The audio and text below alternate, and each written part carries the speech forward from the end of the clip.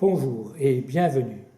Je suis un pharmacien d'industrie et j'ai écrit un livre, La pilule, un bienfait pour ma santé, ma fertilité, point d'interrogation. Et avec vous aujourd'hui, je voudrais étudier un de ces chapitres, celui de Pierre Rabhi, un avocat de la terre, et nous, un avocat des femmes, le même combat. Pierre Rabhi est un agriculteur, écrivain, qui défend l'agriculture biologique. C'est pour nous un devoir, un plaisir de vous présenter sa pensée. Celle-ci a sur notre société le même regard que nous et elle nous invite au même appel. Pierre Rabhi fait le constat d'un monde gouverné par sa dévotion irrationnelle au veau d'or. Il nous dit « L'être humain s'est octroyé le statut de prince, pouvant disposer de la vie selon sa convenance. L'humain a trouvé dans la technologie une activité où sa démiurge peut s'exercer pleinement. Nos miracles technologiques ont de quoi nous griser, mais nous éloignent des réalités les plus élémentaires de la vie. Il n'y a rien de plus ignoré, méprisé des citoyens de la Terre à laquelle ils doivent leur survie quotidienne que la dangereuse ignorance d'une société surinformée sur le tout sauf sur l'essentiel.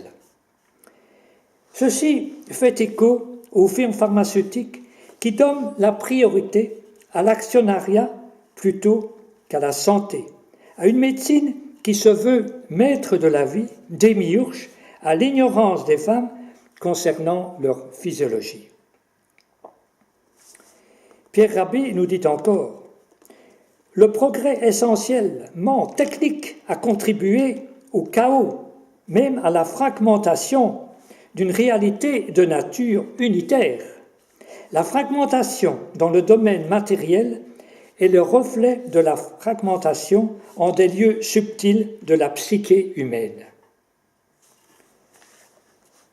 Ces propos ne sont pas sans nous rappeler une médecine spécialisée, non holistique, qui a manifesté une œuvre de fragmentation en dissociant sexualité de fécondité. Une médecine pyromane-pompier qui, par la fécondation médicale assistée, a persévéré dans cette dissociation. Pierre Rabhi fait le triste constat d'une terre morte, polluée, de la destruction du métabolisme naturel de la terre arable par l'agrochimie. L'engrais chimique provoquera un appauvrissement progressif en micro-éléments, traitant le sol comme un simple substrat plutôt que comme un organisme vivant. Les pesticides, les entrants chimiques polluent aujourd'hui les sols et les eaux souterraines. La mortalité humaine par les pesticides est considérable. Les exactions commises par l'homme contre la nature se retournent également contre lui aujourd'hui. Tout ce qu'écrit Pierre Rabhi est un écho de la perturbation de tout le métabolisme féminin provoqué par la toxicité hormonale exogène. Il souligne que notre modernité a édicté une civilisation hors sol, déconnectée des cadences naturelles. Ainsi, les biens de la terre ne nous proviennent plus comme des offrandes que chaque saison en temps et lieu les plus propices et en nourriture imprégnée de la patience universelle. Ce flux tendu de la nourriture n'est pas sans nous faire penser que la contraception a aboli toute patience, a rendu possible le coït en tout temps, a fait fi du rythme biologique de la fertilité féminine visualisé par la dysphasie thermique. Notre société, nous dit encore Pierre Rabhi, a fait perdre à la paysannerie son autonomie alimentaire séculaire, constituant le fondement indispensable aux nécessités vitales. L'a infantilisée en la soumettant à la tutelle de l'État et des firmes pharmaceutiques. L'État semble se donner l'image de tuteur éclairé qui imposerait à ses administrés, et pour leur bien, des innovations bénéfiques dont ils n'auraient pas conscience. l'agriculteur s'est engagé dans une aliénation irréversible par ses achats annuels d'engrais, de pesticides, de semences hybrides non reproductibles. Ces achats ont conduit certains agriculteurs à un endettement chronique et certains au suicide parce qu'incapables d'honorer leurs dettes. Ceci fait écho à l'assujettissement de notre société au monde médical, à l'État nounou qui donne ou subventionne la contraception, fait écho au suicide que la contraception a généré chez certaines femmes. Une agriculture dont les performances n'avaient d'égal que sa mission salvatrice, nous dit Pierre Rabhi, celle d'éradiquer les pénuries et les famines à la surface de la terre, n'a pas tenu son pari.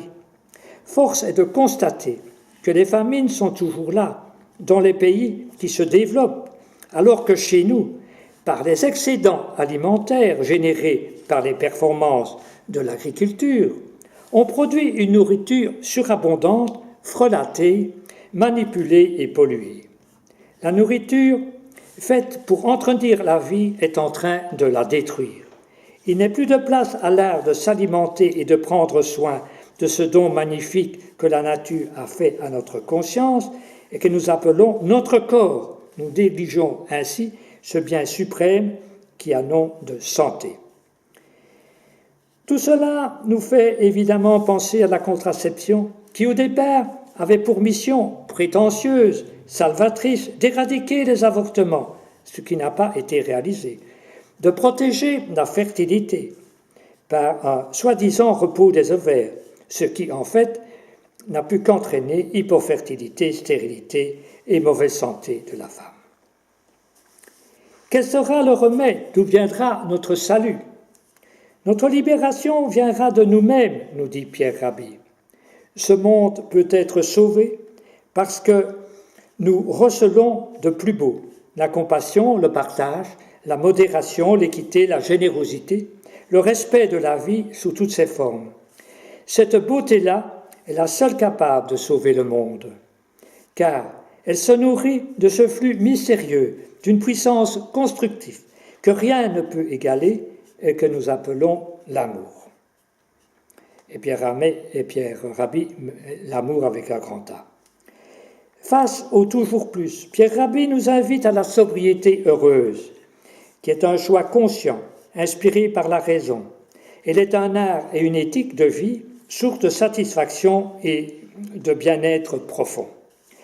Cet appel à la sobriété alimentaire heureuse ne s'aligne-t-il pas sur notre appel à l'abstinence sexuelle requise durant une période limitée lors de l'utilisation du planning familial naturel?